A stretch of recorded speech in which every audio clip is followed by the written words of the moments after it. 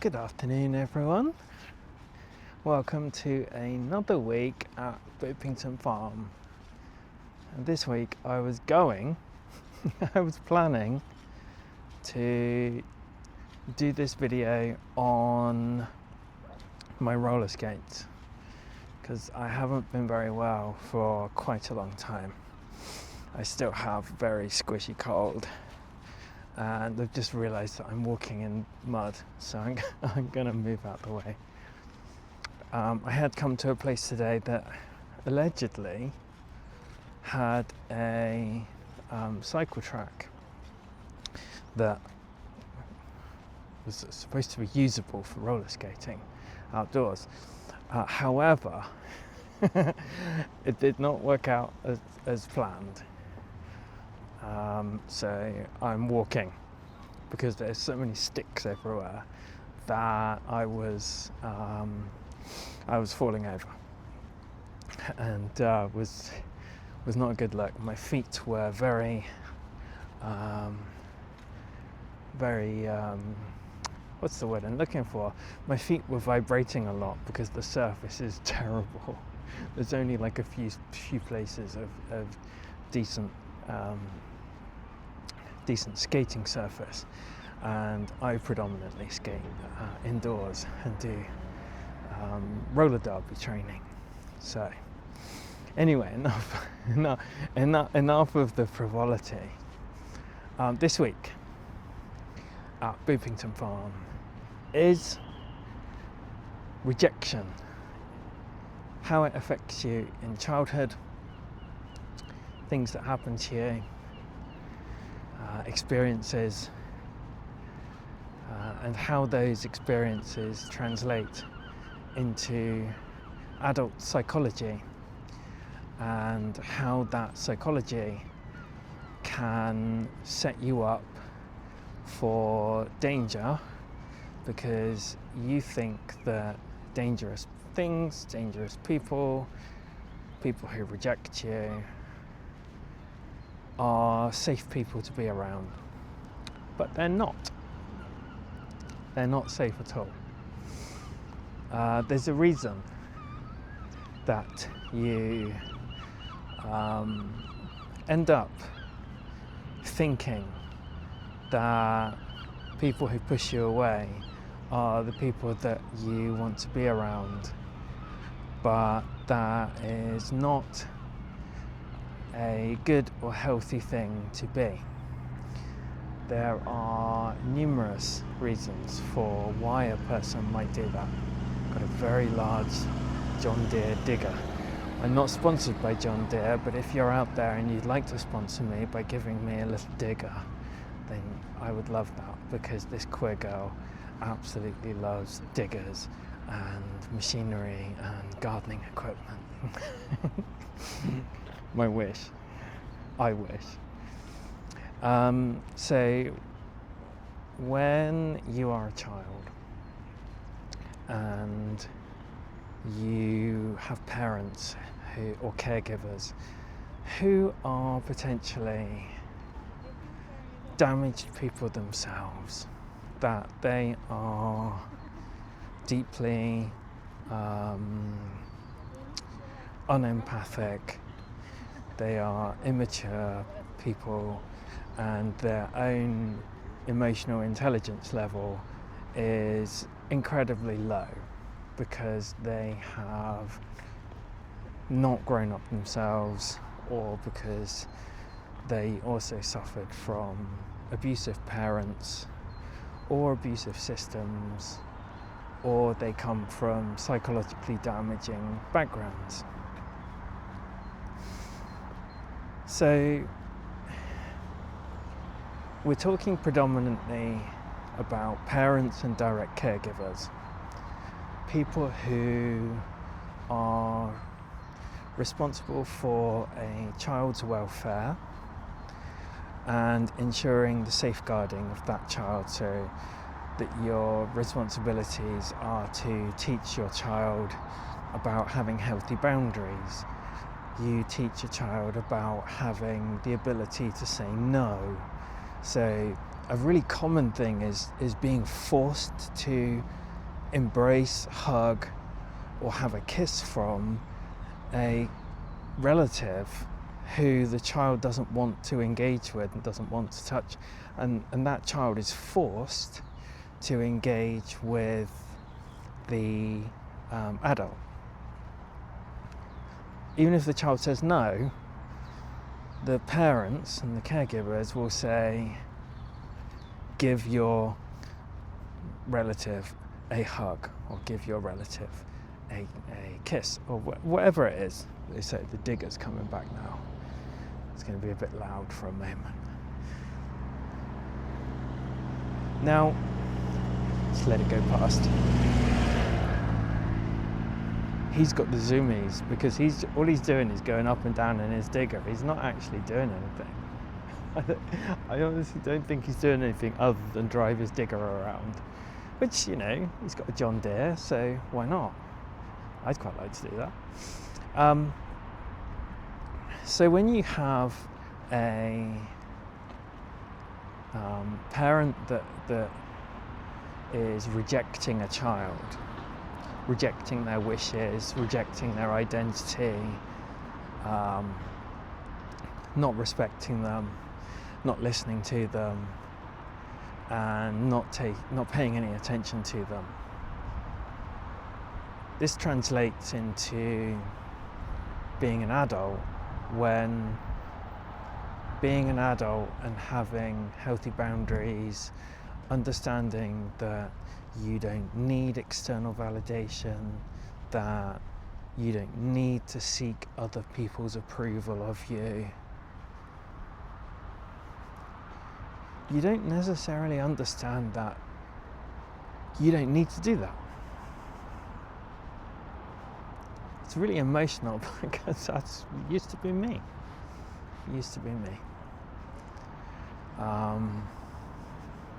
So, things as a child that you might get told that indicate that you have parents that are damaging you, or they are harming you, or as you reflect on this now as an adult, which is more the case of the people watching this channel, is, do you recognize these things? Do you sense a feeling that you have experienced these? And just take a note of them and a note of the feeling. Because if you do recognize it, this video and my other content on Medium that I publish, it's for you. All my work is researched. All my work is. I often use citations. I don't always do it. It doesn't fit with the article, but all of my work is researched. I won't publish anything that is not researched, because that to me is unethical. Helping conversations or unethical therapeutic process. So as a child, you might hear one of these things. Go away, I don't want to talk to you. I don't like you. I hate you.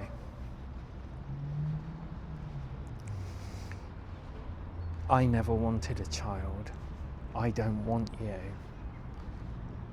I don't love you.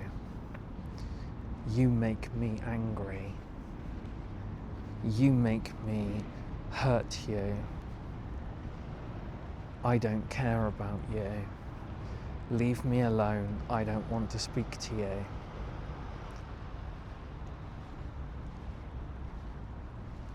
You can tell some of these are a little bit raw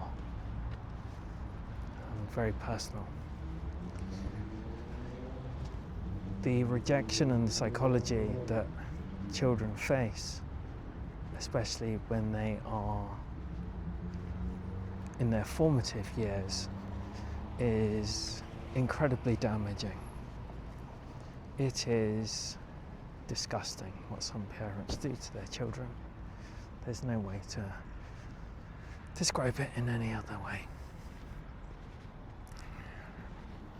If you have a memory, or you remember things being told to you that tell you, for example, your caregiver or parent saying, "You're worthless, you mean nothing to me, go away from me, I don't want you near me, don't talk to me, don't speak, don't make a noise." Is quite a common one as well, is I don't want to hear you.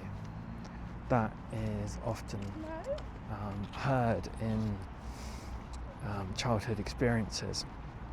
Now, we're talking about adverse child experiences here, in the sense that the ACEs, as they're called, are the events in childhood that cause the most damage to people. And many of us who have experienced an adverse childhood experience do not actually know that we've had them, because we have been conditioned by the family system, by being the rules and regulations that your family unit lives by, and those rules have been handed down through each generation, and that's called intergenerational trauma.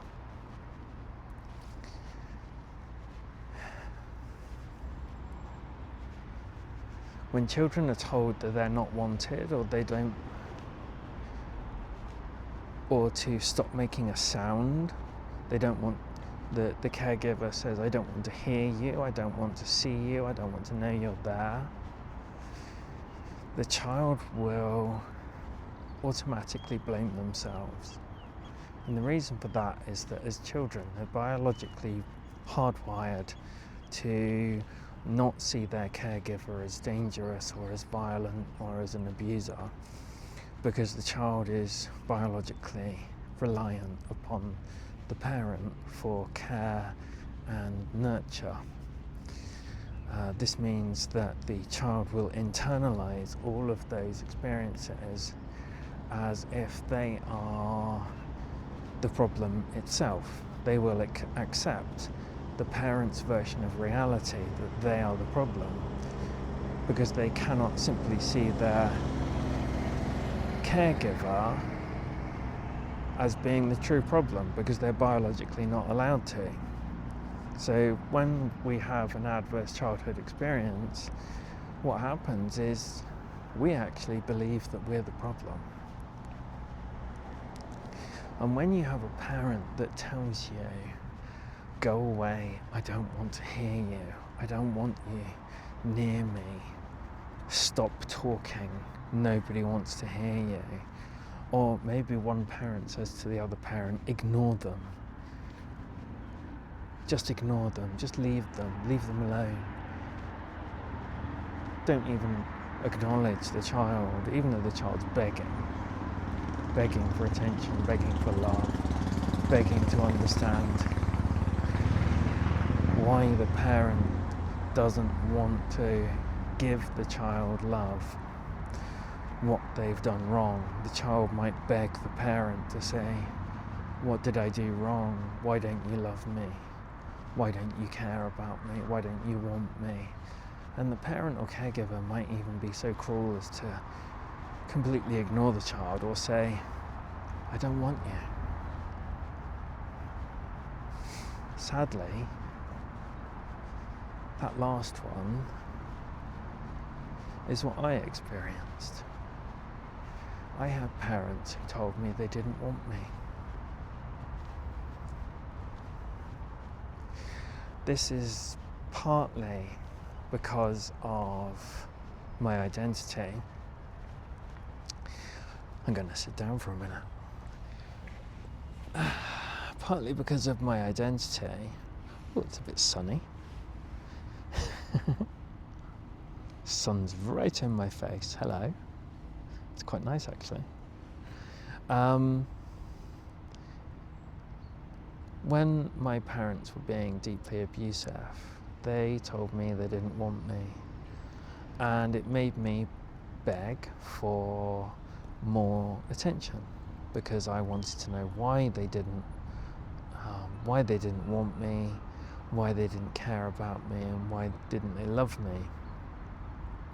What I didn't know at the time, though, and that I do now I'm older and wiser, and that I've studied psychotherapy and psychoanalytics, is that my mother was at least a person who had narcissistic personality disorder.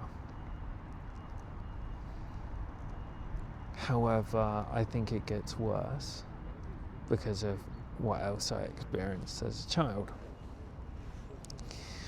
But the rejection side of things, especially with a narcissistic parent, especially when it's the narcissism comes from the maternal side, is that the child is an extension of the adult. So the child doesn't have their own identity. They only have an identity that is a sub-identity of the parent. So all of my mother's hate was projected onto me, and as part of this projection I was rejected and abandoned, except it was done in a way that meant that no one saw what was happening on the outside of the family, and the family system that my family and the generations before my parents had actually enabled and continued this behaviour by scapegoating me. So I was blamed for everything anyway. Now, if you as a child remember that you were blamed for everything that happened, even when things were not anything to do with you, that your parents or caregivers did something and it wasn't nice and it was to you, and then they blamed you for it, you are experiencing rejection in the self. So you as a human are being rejected and experiencing rejection from the person who allegedly cares about you. And it is deeply damaging for children on a neurological level. So what do I mean by my neurological level? Well, it completely rewires the brain. A healthy brain doesn't look like a damaged brain from child abuse, neglect, rejection and abandonment. It looks very different. There is a way out, but it takes a lot of energy, especially, I can't lie, I've done it, I've experienced it. It has taken a really, really long time for me to heal, but I have healed, or I'm at least to the point now where I'm able to function in a way that I can have fulfillment in my life. Like, I've got really, really good things now, whereas years ago I did not have good things because I did not value myself. I had rejected myself, and I'd rejected myself because of the rejection that I experienced as a child. I got a little doggy that's barking at me. It's like, hi, I want to be on video. Bark, bark, bark.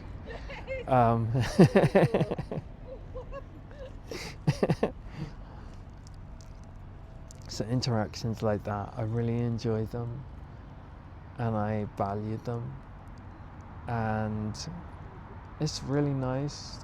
I like being around people again. It's very difficult sometimes,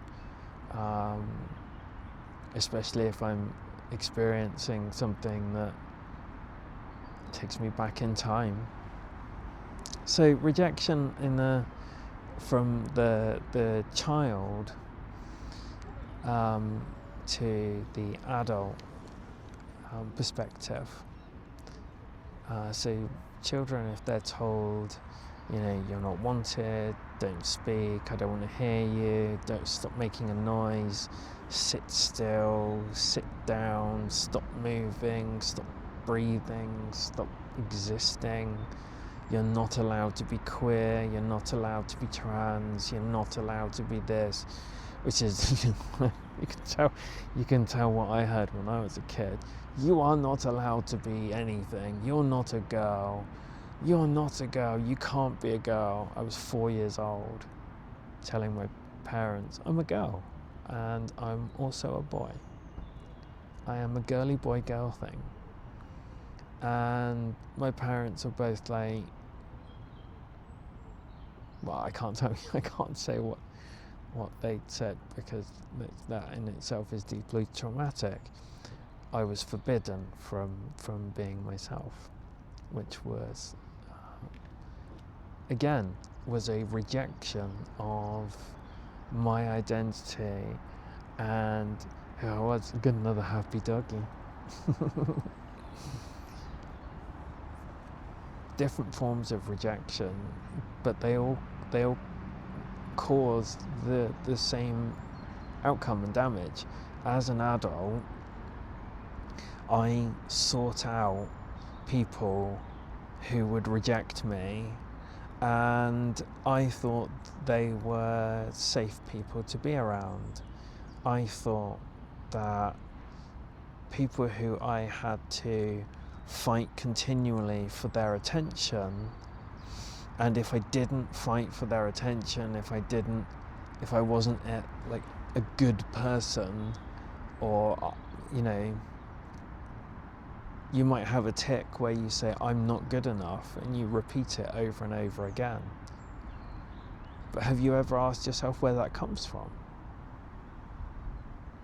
And I say that because I experienced many tics, non-verbal and non-verbal, until I asked them where they came from. And I did what's called shadow work. Shadow work is talked about throughout my videos, throughout the content, throughout my articles that I write on Medium as well. Check them out, they are really good. I'm not just saying that. They are.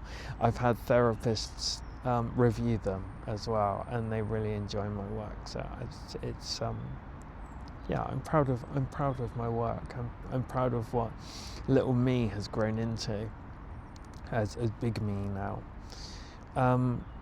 So for example, as a child, you might be told that you are not good enough, that you annoy someone, that you make too much noise, stop talking, be silent, sit still, stop making a noise, stop making a fuss, stop being overly sensitive, stop being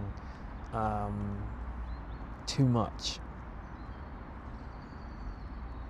And as an adult, you seek out people who invalidate you, who treat you with devaluation, so they put you down, they use negative comments all the time. They might say things like, oh, I see you wearing that new dress. Oh, wow. I guess only you could pull that off, because most people it would look horrible and disgusting. It sounds like a compliment on one hand, saying, oh, this person can actually wear this dress and it looks good, but it's not. It's negative and it's hurtful and it's spiteful, and it's part of the death by 1,000 cuts.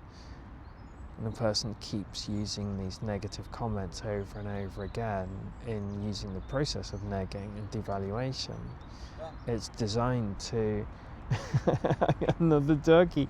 Hi, baby. Hello. Hi, gorgeous. All the doggies want to come and say hi. It's a lovely doggy. Where did I get to? Oh yeah. So devaluation. You might end up being around people let's use this example. So, you're with someone, either friendship, partnership, or familial relationship, and you are learning a musical instrument, and you play this musical instrument, and you really enjoy it. Okay, put that to one side for a moment. You might be in the kitchen or the lounge or anywhere else, and you're doing something, and the person who is being an abuser will tell you, "Oh, you're making so much noise. Making so much noise. Why do you make so much noise? All this noise. I hate it when you make noise. Don't you know that it hurts me when I make noise? Don't you know that it hurts my ears when you make this noise? Every time you make a noise, oh God, I wish you would be quiet. Shut up, stop talking, be silent." Goes back to your childhood where you were told to be silent and be quiet and you were too much. And if you're told these things over and over and over again, now we go to the learning the musical instrument, and you're playing the instrument, and they come into the room, and you look up and you feel really quite scared, anxious, you feel quite triggered, you feel that you are not allowed to play the instrument, but you don't know why. But your body is telling you that you're in danger. Something's happened. You can't work it out, but you're frozen.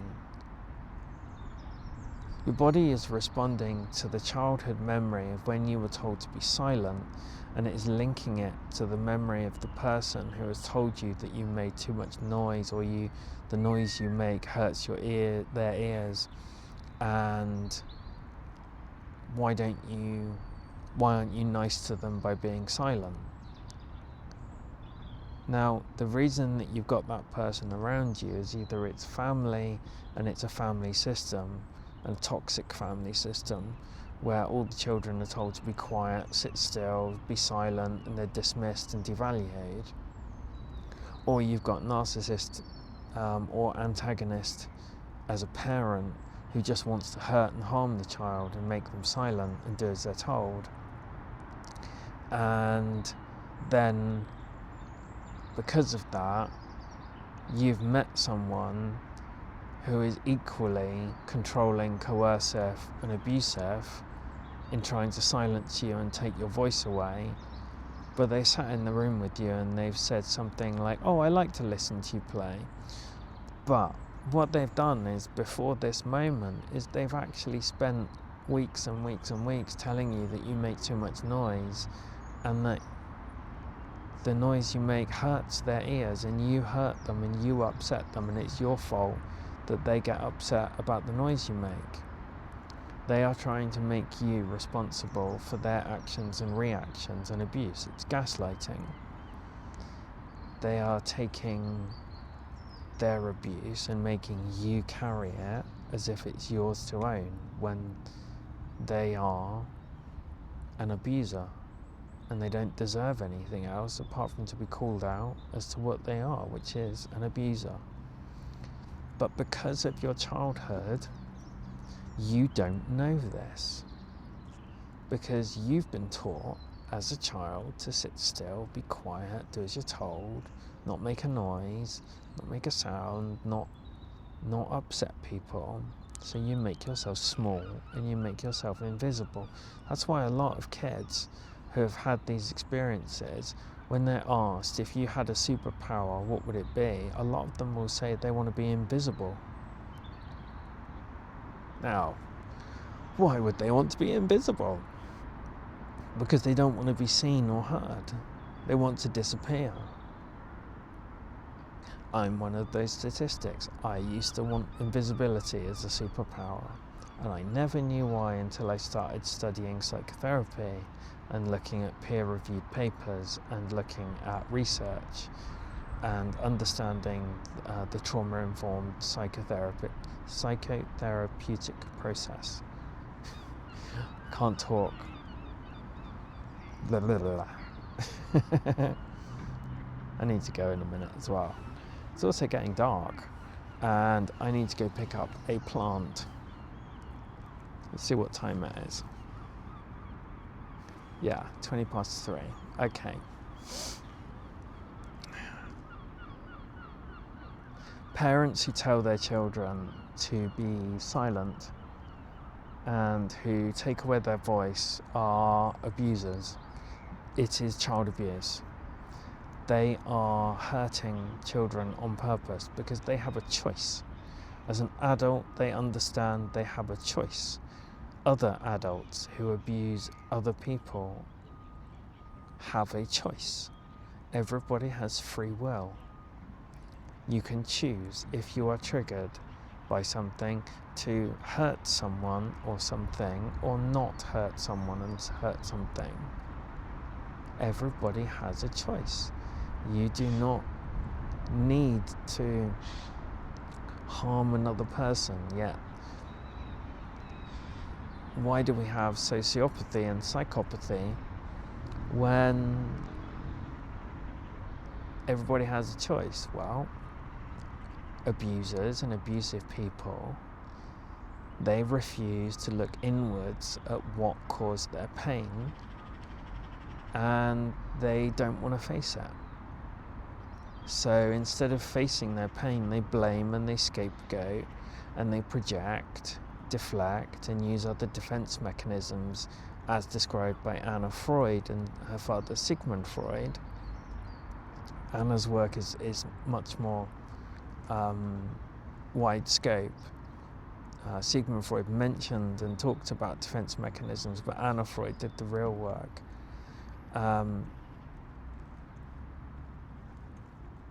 They blame the child for what they're doing. It's horrible. It's absolutely horrible. It's horrible to grow up in that scenario and situation and blame yourself as a child so that you end up being in a room with someone who is equally abusive as a parent could be in that example, and you do so willingly because you didn't know any different. But that's what trauma-informed therapy is for.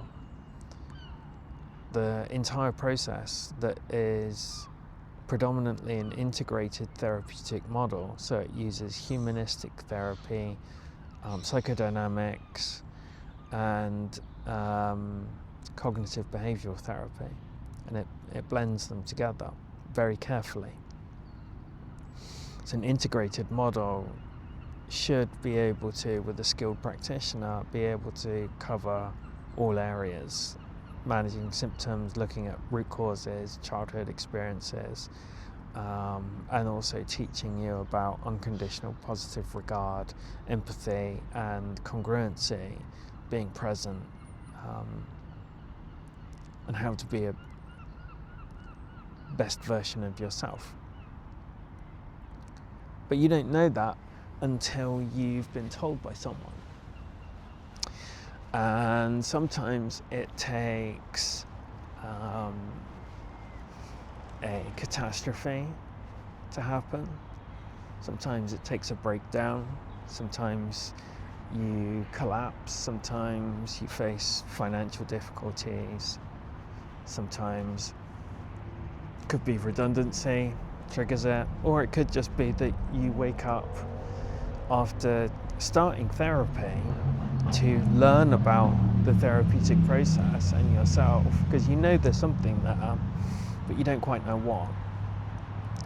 And in the process, you open a lot of boxes, and one of them is called Pandora's box.